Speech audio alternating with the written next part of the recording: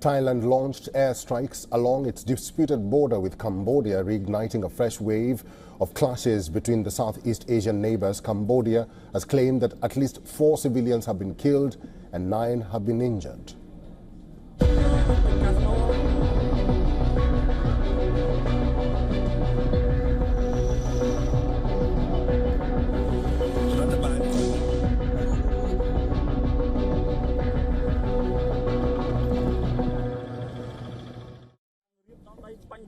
The Thai army has claimed that it launched airstrikes at military targets in several areas to counter Cambodian attacks.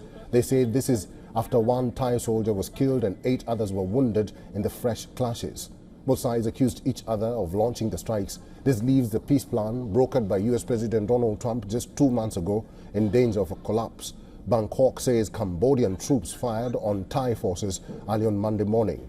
In the Ubon Ratchathani province, Thailand added that Cambodia also fired BM-21 rockets towards civilian areas in the Buriram province.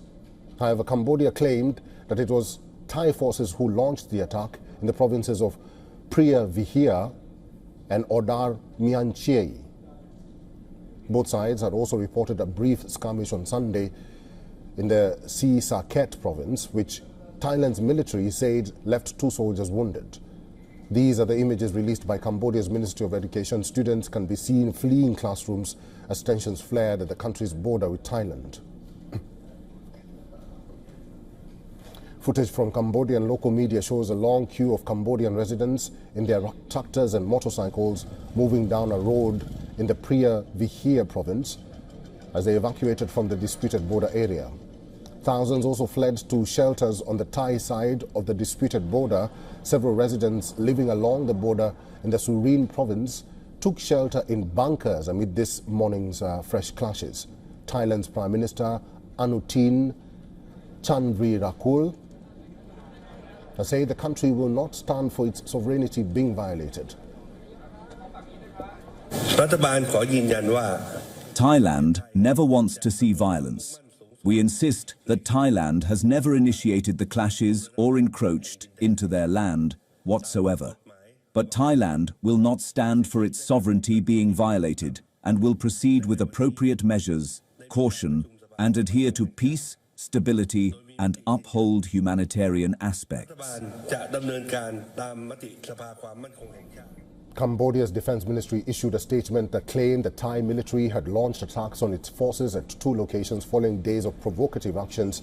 It added that Cambodian troops had not responded. The renewed fighting between Thailand and Cambodia is the most serious since a 5-day exchange of rockets and heavy artillery in July. The July clashes marked their worst fighting between the 2 nations in recent years. At least 48 people were killed and 300,000 displaced before Trump intervened to bring about a ceasefire agreement which now hangs in the balance.